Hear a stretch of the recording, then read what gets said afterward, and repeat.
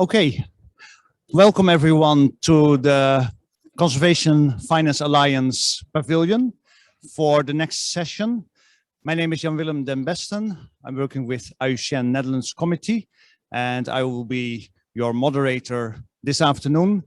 The topic of this session is innovations in landscape finance. We have a very wonderful lineup of experts. We have Pauline Nantongo from the Alberta Valley in Uganda. We have Daniel Zimmer from Climate Kick, Edith Kish from Altalia Climate Fund at Mirova Natural Capital Fund. We have Jaime Armos from Tambopata in Peru. And Cristina Malin has kindly offered to translate for Jaime from Spanish to English. So, so the topic is innovation in landscape finance. And we will start by listening to Jaime and Pauline to hear what their innovations in finance for their landscapes involves. And then we will start reflecting on that. And then Daniel and Edith will also explain their approaches to climate finance. So Pauline, I would like to give the floor to you.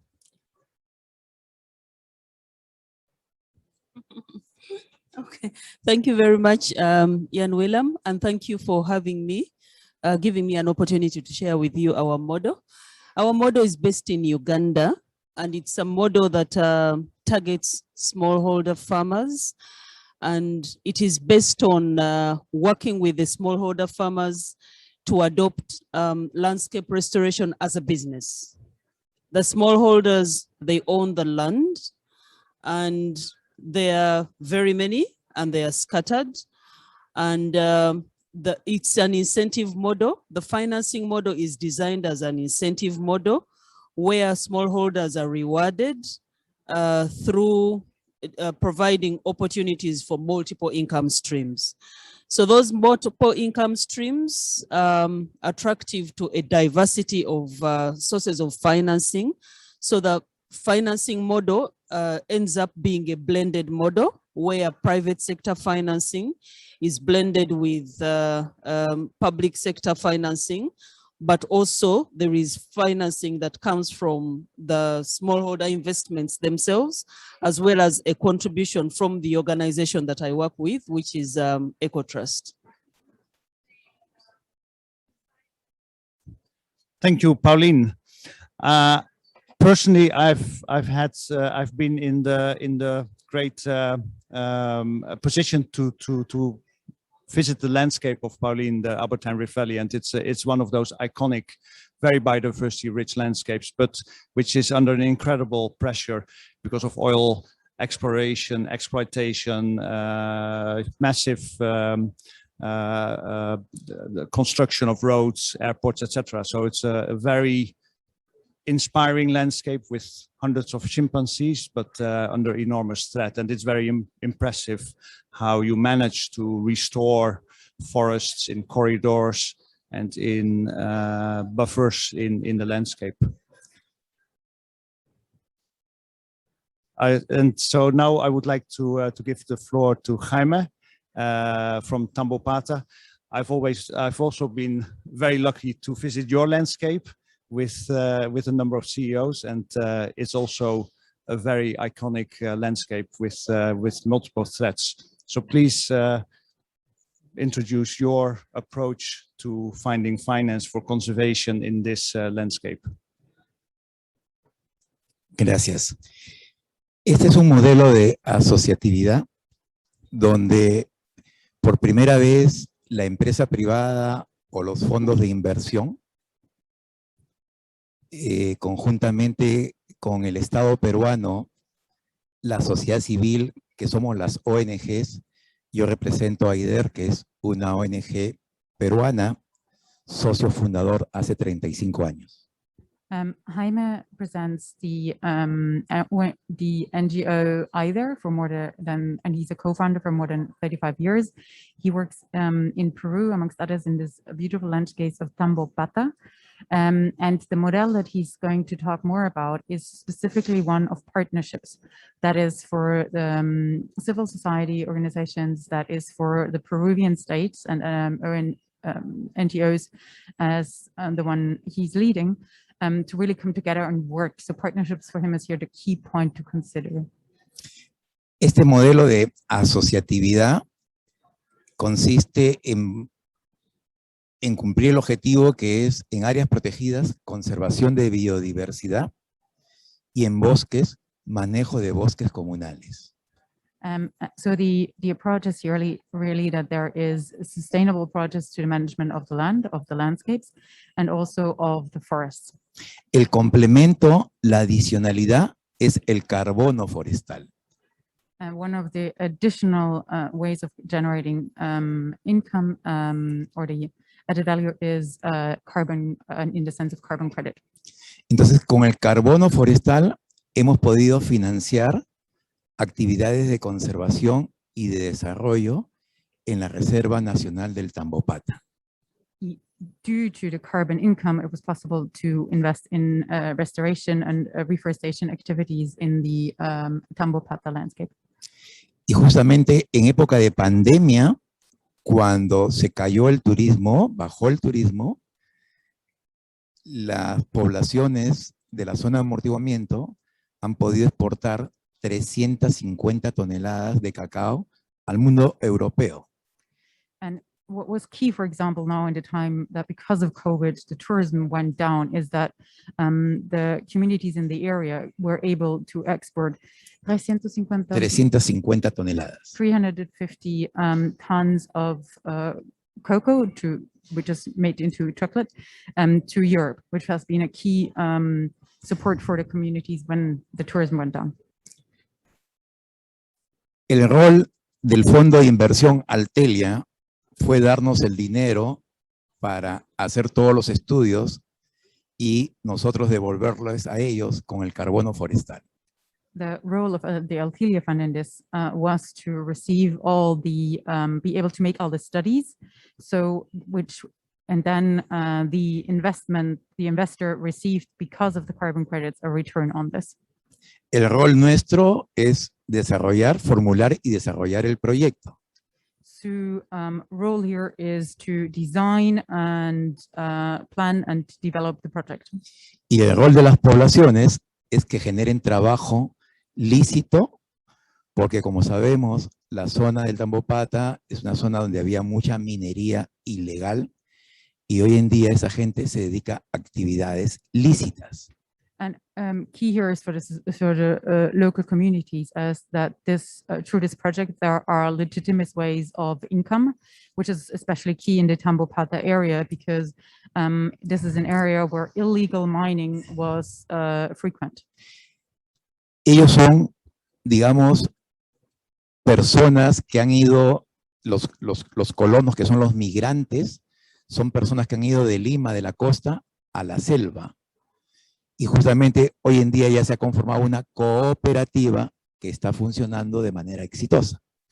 This is, for example, very important for migrant workers, people who from areas such as Limas went towards the forest and tried to get income living out of the forest. And it's been key for those communities. Para concluir esta parte, puedo resumir que es un modelo exitoso de gestión participativa y de inversión, donde el sector privado invierte, el Estado peruano apoya, la sociedad civil participa y hay beneficios, y lo más importante, que se conserva el área protegida.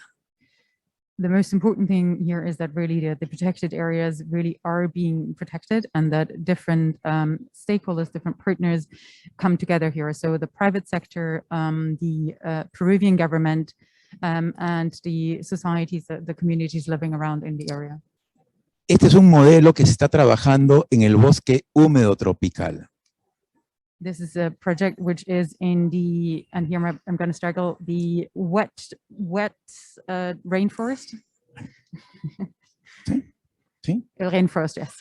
Ok, y justamente este modelo exitoso hoy en día, hace una semana, acabo de firmar un contrato nuevo con el Estado peruano para administrar 3 nuevos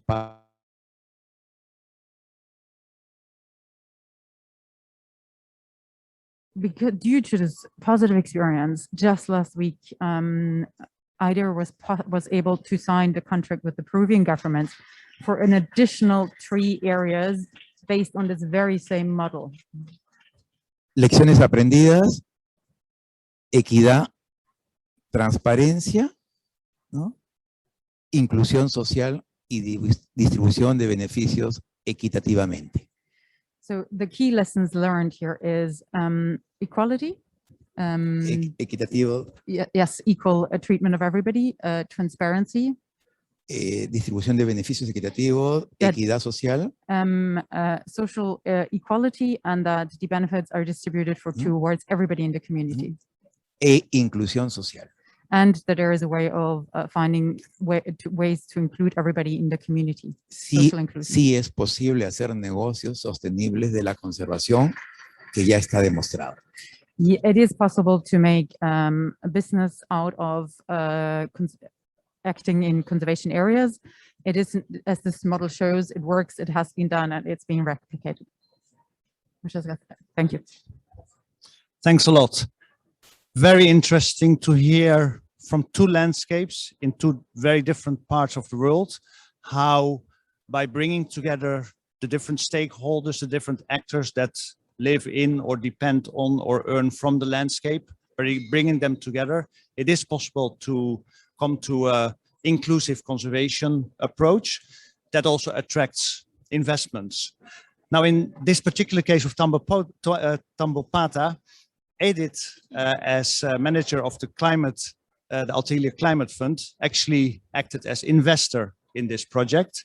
In the case of Uganda, that relationship was not there. But before you tell us something about your approach as an investor, I would like you to reflect a little bit about these 2 projects that we've just listened to, and maybe ask questions if needed. But how do you look at these projects as an investor? What makes it a landscape approach, and does a landscape approach indeed make it more attractive for an investor, or what are your reflections on that? Thanks a lot. Hope you can hear me. Yeah, good. So it's a pleasure to be here. Thanks a lot for the invitation, and in particular, great pleasure to share the stage with our long-term partner, IDER, as you heard from Jaime, a Peruvian NGO who actually was our flagship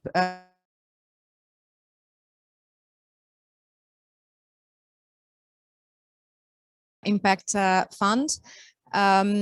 So in 2013, we set off on a mission to make this kind of forest conservation projects investable, insisting also on the approach of protection production, which is basically then has evolved into landscape approach and multiple revenue stream approach over the years.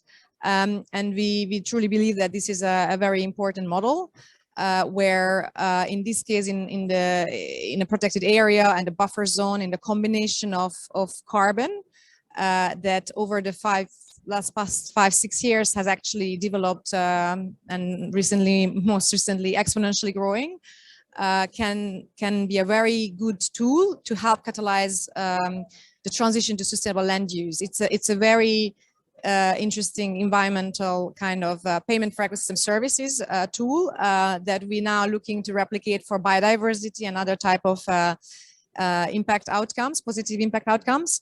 But in this case, carbon has been the catalyst, and as Jaime explained, has enabled, for example, to set up other new revenue streams in the form of greenfield cacao agroforestry, which was a brave move in the Madre de Dios, where farmers have no experience with cacao before.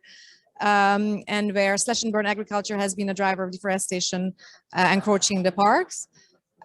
So by no means it's an easy venture. I think we have a lot of lessons learned together with our partner, but it's absolutely critical that that we use these carbon revenues as a transitionary tool and help to build a real economy around it, that over time, especially once the carbon credits the crediting period ends, the people on the ground have an alternative livelihood revenue source and an alternative model. So that's kind of what is the model of Althelia.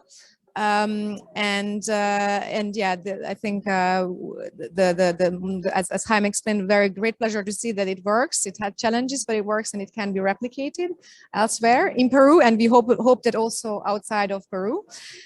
In the case of Uganda, I do hear a lot of common similarities around engaging smallholders, blending. I think it's very interesting to hear from Pauline that they managed to blend public and private capital in a landscape. It's very challenging. We're trying to blend on a vehicle, so an investor fund level, to be more streamlined. But actually, if we have time, Jaime can also share maybe his experience from Nikaniti and another project we work in, where we also managed to blend our resources with USAID resources. And that's, I think, also something to, especially for larger landscapes, an important success factor to help de-risk and help with the larger enabling environment and then make the landscape successful. Thank you, Edith. I think we've heard quite a lot about your approach as an investor, and you can talk about that more in the second part. I would like to now go to Daniel Zimmer from Climate Kick, and also Daniel is the chairman of the Landscape Finance Working Group under CPIC. So what are your approaches to landscape finance and innovations in landscape finance?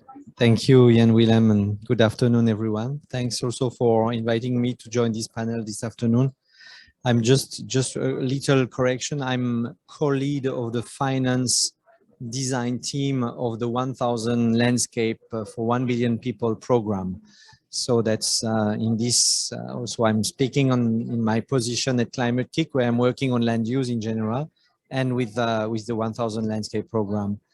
I just would like to highlight a few things which are maybe a bit more theoretical, but which come from a number of experiences in Africa, in Latin America, and also from a lot of work that has been done last year with the 1000 Landscape program, where we interviewed quite a large group of investors, financial institutions, to understand how they perceive landscapes, what are the barriers to landscape finance.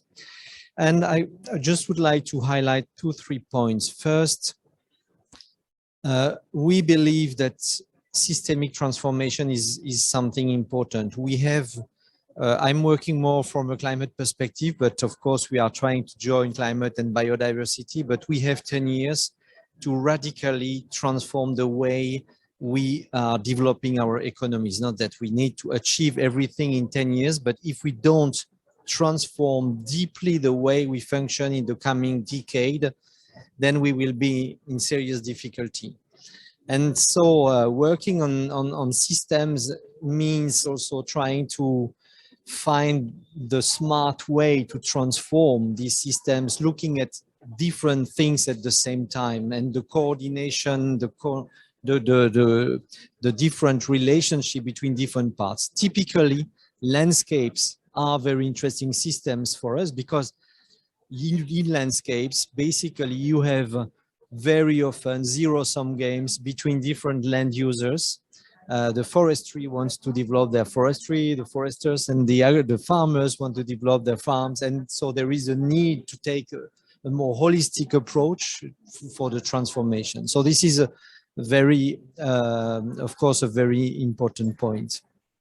Second thing, I think the landscapes, whatever we do at the core of a landscape, there is a fundamental trade-off trade-off between production activities and conservation activities. Why the landscape approach has started is because of deforestation, because if we don't do anything, production will win all the time, and it will win against the local communities. It will lose against the planet as well. And so there is a need to understand where this trade-offs is happening, and it can be happening in forests, in agriculture, but of course as well at the landscape level. I'll just give you an example. We are working at the moment on forests, and on forests we are trying to reconcile the sink function of the forest with the wood production and the wood value chain. It seems very simple, but it is very complicated to manage in an optimal way at the same time the sink function. And so do you reforest, do you keep the trees, which trees, and also create investments to generate value chains that will generate prosperity in a way that protects as well the forest resources and looks at the future. Between production and protection, there is another fundamental difference. It's the time scale. Production can happen very quickly. Conservation is more long-term. It's related to public values, to common values, and so it's difficult to mix them and to find and to bridge the gap and manage this. And then I would just like to say that from our experience, if you want to do finance in a landscape or whatever system, I'm working in Uganda and in Tanzania with smallholder farmers. What we have discovered is that there are three important values that need to be combined. First, you need to create value and to extract part of this value in money. We are working in a world that, yeah, we need some money to do things. But of course, in the values, there is not only monetary values. We have Commonland in the 1000 landscape program that is developing four value instruments to look at social values, environmental values, monetary values, and try to combine them. So extracting value is essential. The second aspect is risk. Every transformation comes with a number of risks, and the risks are shared between the different actors, the financial institutions, the local producers, all the value chain actors. They all face risk in a transformation, and there is a need to take a holistic approach to the de-risking of any new venture. And the third, which is even more fundamental perhaps, is trust. Trust is something that takes time to build, and we heard already from my other colleagues. So you need to be more transparent, ensure that the governance in a landscape is progressing, that people can talk to each other, and that value also can be shared in an equitable way between the different actors. I think if you don't manage these three things together, your financial instruments or your finance will not be successful. So I will stop here, but still could say a lot more about how concretely this can be done. Yeah, thanks a lot. Thanks a lot. I mean, it's a very, very interesting analytical approach to look at landscapes, and especially on your first one, where different actors are involved in a zero-end game, where everyone is loser in the end. For me, the Alberta Rift Valley at the moment is an example very much of a place where that is happening. And at the same time, what Pauline and EcoTrust are doing actually, to me, resembles very much what you say about working around the trade-offs, and through tree planting, achieving both biodiversity outcomes, climate outcomes, but also productive outcomes. So Pauline, can you reflect on this a little bit and show how you are addressing this and how that helps you, or maybe prevents you from accessing new types of finance? I think that from our experience, one of the most misunderstood actor is the smallholder farmer. One of the most misunderstood yet critical actor is the smallholder farmer. Now, where I come from, even when you have agricultural value chains dominating the area, that agriculture is practiced by thousands of smallholder farmers. So they have decision-making power over the land. But then, because everybody misunderstands them, and also because they are very many and they're very diverse, it becomes a risk factor. So what we have done as EcoTrust is to understand the power of the smallholder farmer, because they are the ones who choose whether to join as an outgrower to a sugarcane company or to invest in another business that can utilize trees. And also because they have experienced, they are at the front line of climate change, they have experienced the challenges that come with walking long distances to get access to water and walking long distances to find fuel wood.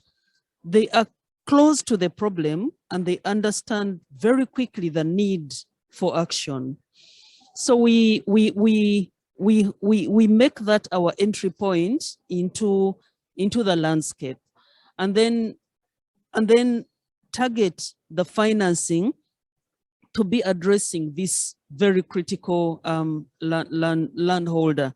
So in the end, when the rest of the developments are coming into the area, you actually mobilize them as the defenders for the environment, because they have invested in it and they are able to articulate the benefits of having this particular land use.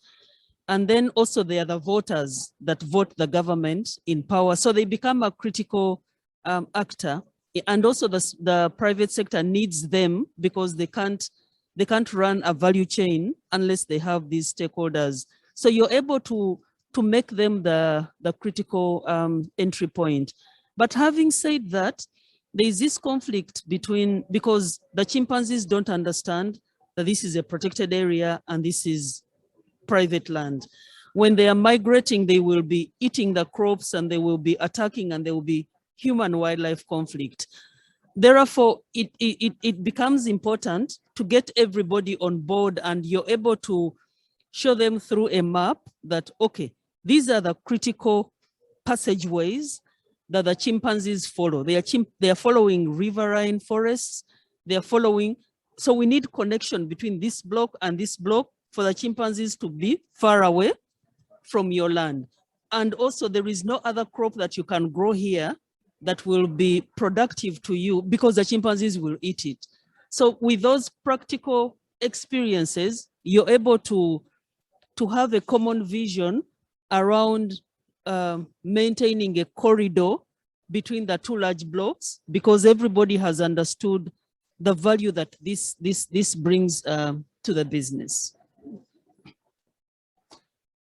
Edith, what in your view is the role of smallholder farmers as the kind of smallest business unit in a landscape, and how can landscape finance help those smallholders have access to markets, have access to finance, and what barriers or opportunities do you see in the context of a landscape approach?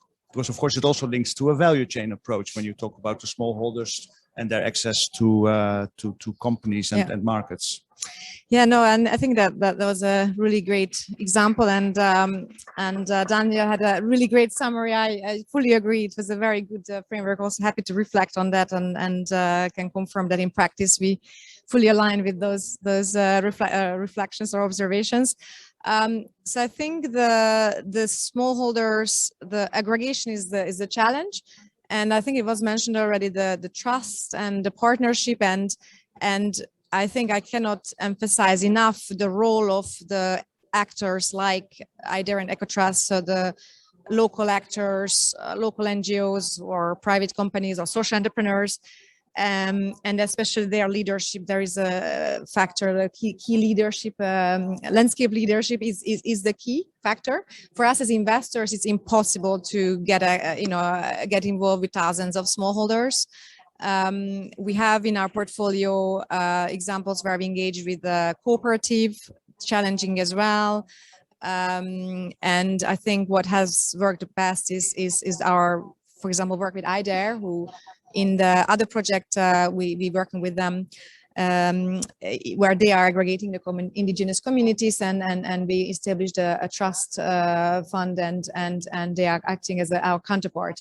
And that's what I think we need. We need more this type of activities on the ground, and go it faster, scale it faster, because we don't have years and years to just find an investable deal. We talked a lot about lack of investable pipeline as a barrier. So that's what I think is the keys to scale up, replicate this model, share what we're doing also here today, share these experiences, and create more opportunities for investors, for funds, or investors directly to engage. Thanks for that. You talk about the importance of organizations like IDARE and EcoTrust and their vision, their capacity to bring actors together. Traditionally, these are activities that have been financed through public finance or philanthropic finance. They often take a lot of time. They need resources. So Daniel, when we talk about systemic change, do you think we need more public finance to make that foundation in the landscape possible? Or do you see a change in the way we look at production and finance, where it can actually be part of the business case? Or is there something in between? Well, what we observed first of all is that there is more and more private involvement. So this is a fact, and there is interest. There are a number of companies that have openly announced important commitments of course, in climate, but more and more so in biodiversity. So I'm working, for instance, with a group in the UK that has developed a very interesting model, which is called the Landscape Enterprise Networks.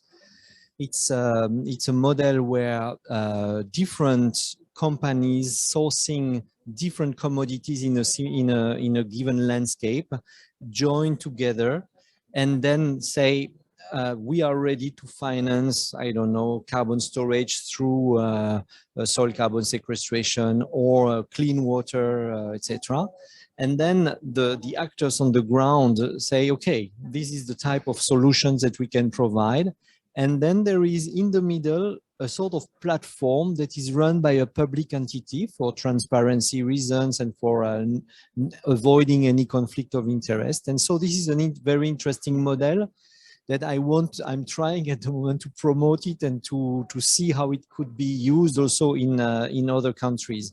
So this is one example. But what I feel so deeply now, having been working with this attempt to bring the two together, the notion of conflict of interest is something extremely important to manage very well.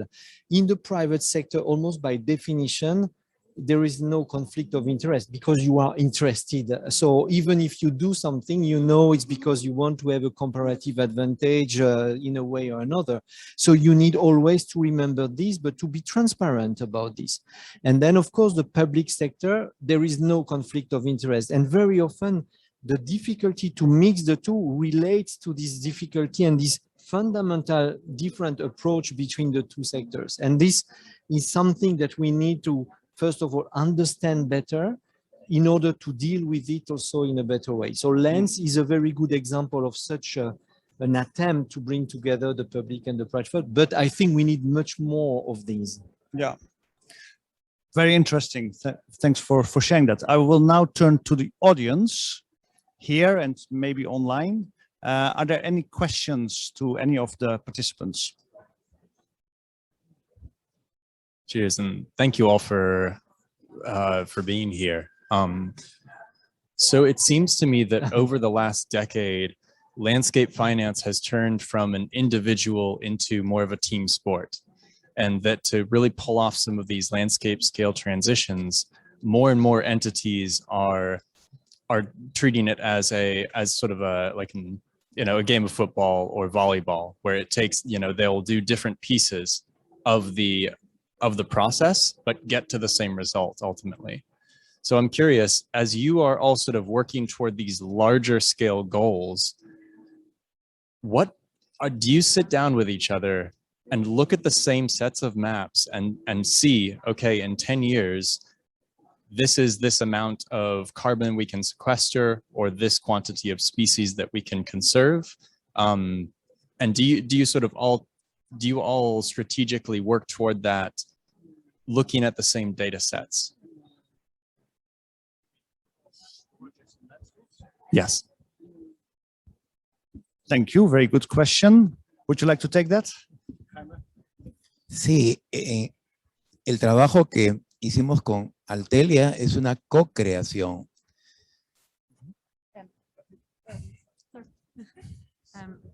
Yes, the work that we've done with Althelia is really a co-creation process. Donde participamos, ¿no? O sea, las poblaciones organizadas, nosotros y Altelia, y juntos hemos construido este esquema de financiamiento, este esquema de trabajo. Pero insisto, el carbono forestal no es el objetivo. El objetivo es la conservación de la biodiversidad. Y el carbono es el vehículo financiero para conservar biodiversidad. So the key point to say first, yes, it was working together. It was the communities working in the area. It was Althelia and it was IDER that worked together on developing this financial model. But the key point is that forest carbon or carbon was not the objective. The objective was to protect and restore biodiversity. The carbon credits were a way to get there. Claro, y con Altelia también hemos co-creado otro modelo, pero ya con comunidades nativas en la Amazonía peruana. And together with Althelia, they've also worked in another project that was about indigenous communities in the Amazon. Y ya funcionó porque ya también hemos devuelto el préstamo del dinero al fondo de inversión y las comunidades siguen manejando sus bosques. And the payment has been, ¿cómo puede decir otra vez? IDER ya devolvió el dinero a Altelia con el carbono forestal y las comunidades siguen manejando sus bosques y tienen beneficios también las comunidades por el carbono forestal. Yes, so Althelia has already, IDER has already paid back or provided the income as expected from Althelia, and the communities still are benefiting from this model, and Forest Carbon is still benefiting the community. Conclusión, dos modelos de negocios, uno en parques nacionales como Tambopata y otro con comunidades nativas, ¿no? Con poblaciones indígenas. So there are two models, one for protected areas, and then there is the second one, which is with indigenous communities. Replicables en Perú y en toda la parte amazónica. And this model can be done again or replicated in Peru and general in the Amazon area. Thanks. Another question from the floor. ¿Más preguntas de la gente?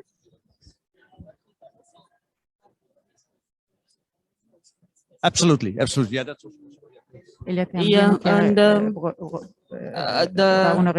issue you raise is a very critical issue, and for us in our landscape, we had a conservation action plan, and then when we were starting a project that we've been managing with IUCN NL of shared resources joint solutions, we sat down and conducted an analysis and realized that so much investment had been put into the landscape, but we cannot account for those investments. And then when we sat down and analyzed the reasons, we realized that it's because of double counting. Sometimes different investments are being used to do the same thing. So there was a lot of different actors. So we realized that if we are to make any significant improvements in the landscape, we need to start cooperating.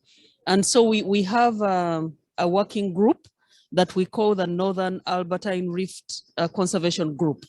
So we meet on a regular basis and share plans and try and disaggregate our activities either through geographical scope or understanding that my investment will lead to these communities going to the next level, and then another partner can take over from there.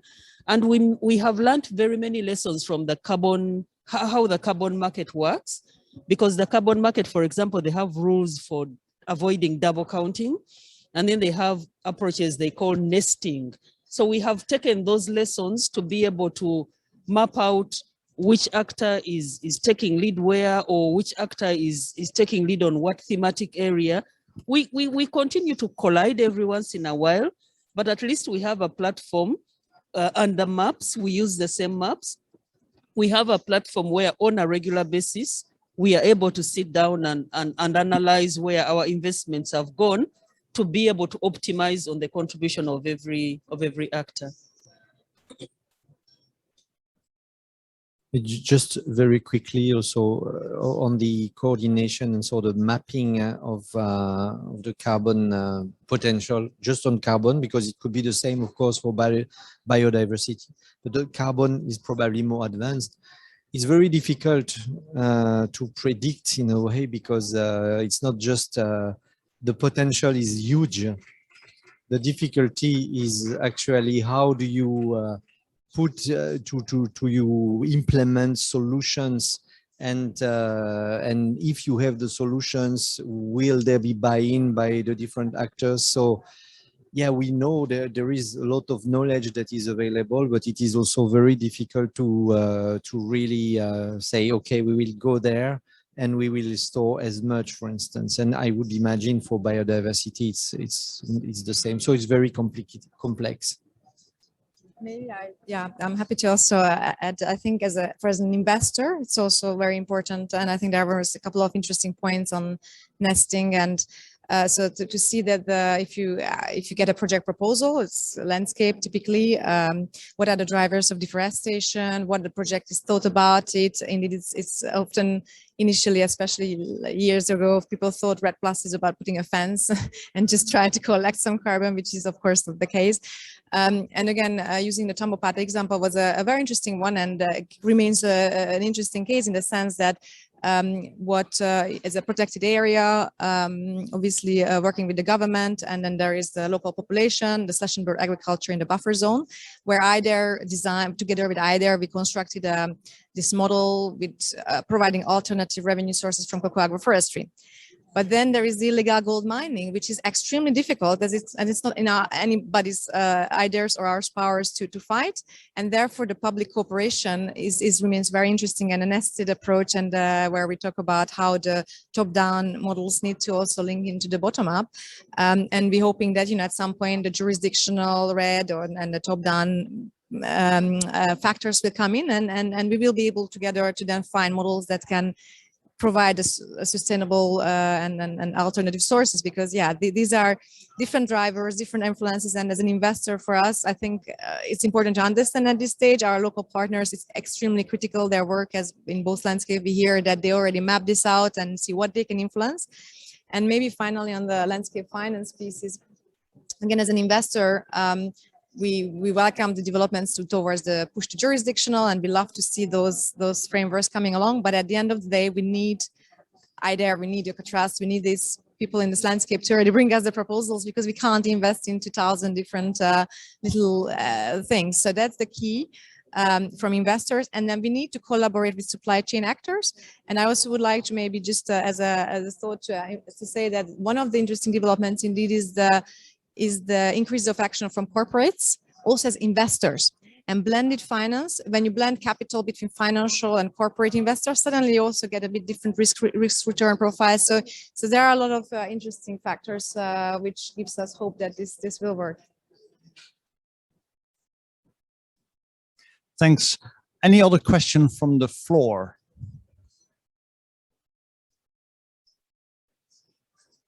I maybe have one question. I mean, so far over the last 10, 15 years,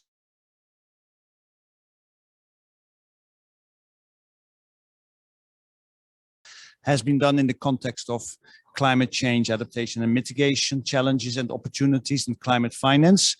Currently, under the CBD, a new global biodiversity framework is being designed and negotiated, and it will have to be implemented. What can we learn from the transition that is happening at the moment, actually, in the financial sector, where everyone is talking about measuring risk, impact, and dependencies on biodiversity, and with targets in the global biodiversity framework on resource mobilization? What can we learn from the history that we have on climate finance, and how can that be used to start tackling more this huge challenge to save biodiversity and restore biodiversity?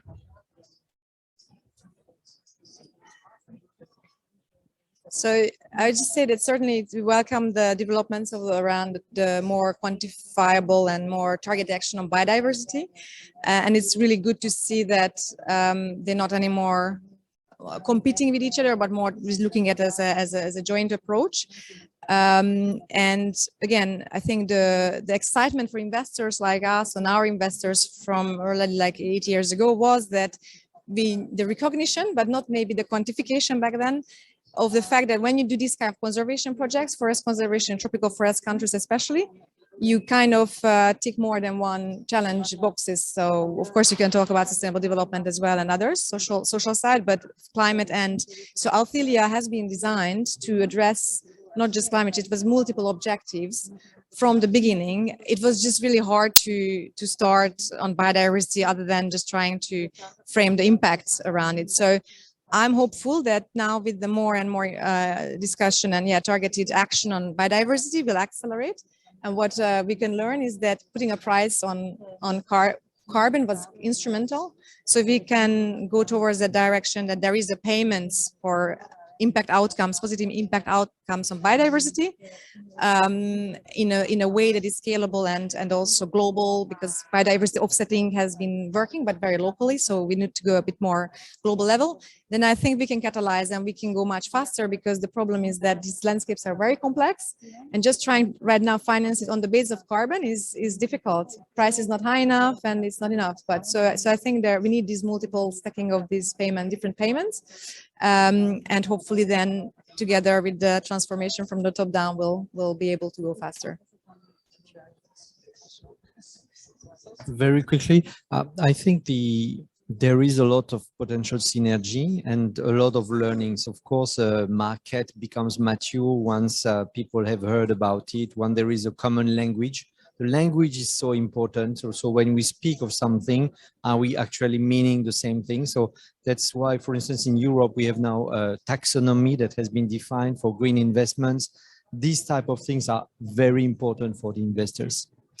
And then I would just like to say that this relates also for me to the importance of risk and de-risking, because biodiversity is so fundamental for the way we adapt to the risk management in our societies and economies. And I think a very good entry point for biodiversity into this global movement is also through de-risking, through adaptation, because I didn't say it, but what I like in risk and de-risking is that it benefits automatically to all stakeholders. If you de-risk one, the others benefit automatically, which is not the same as when you extract value from a product. You still need to share this value between different actors, which requires sometimes mechanisms that are not always transparent. Risk, it's automatic. And so it's very interesting. That's why I like also working with smallholder farmers, because if you work with de-risking with smallholder farmers, you know that a lot of an entire value chain will benefit also from this. Just stop here. I just remember how much we were talking about benefit sharing back in 2008 and 2009 when forests were entering the climate negotiations. And indeed, now it is all about risk. And that's a very interesting and important extra dimension that you just mentioned. Sí, algo que hay que tomar en consideración para los inversionistas en el flujo de caja es el capital humano y el conocimiento. One thing that investors need to be aware of and consider is the human capital and the knowledge that exists. Porque tiene que haber un mayor acercamiento de la empresa privada, ¿no? Nos ha costado mucho atraer la inversión privada a la IUCN. It was very difficult at the beginning to get the private investment, la UCN, A la IUCN. IUCN, to bring private finance towards IUCN. Y hoy en día hablar de negocios basados en solución de la naturaleza es algo muy rico. Today, talking about nature-based solution is happening much more. Es muy emocionante porque estamos todos juntos y lo que tenemos que hacer es distribución de beneficios de manera equitativa. And it's great that we're talking about nature-based solutions, and it's a good thing to see that. But what's really important is that the benefits from these are distributed equally. Para que el bosque siga siendo bosque y que se pueda conservar la biodiversidad también en áreas protegidas. And that's really important to make sure that the forest stays forest and to protect the biodiversity in protected areas. Thank you. We are going a little bit over time, but I think we have time for a last intervention or comment. Pauline? Thank you very much. For us, the people that have been working with smallholder farmers, we have been participating in the carbon market, but not really for carbon. We've been for social benefits, for biodiversity conservation. But because as we went about our business, we generated carbon benefits, we generated climate benefits. So we were able to commoditize that. So when we hear the biodiversity stream also beginning to discuss, we are like, finally, we are going to get rewarded for the other environmental services that we generate. Although there is also one thing that we have observed, that we are also hoping that some of the mistakes that have been done in the climate initiatives, this is the time to correct them. Because we have had situations where woodlands or even very critical grasslands have been converted into monoculture forests because the objective was climate, and then we end up losing biodiversity. Therefore, there is no net gain.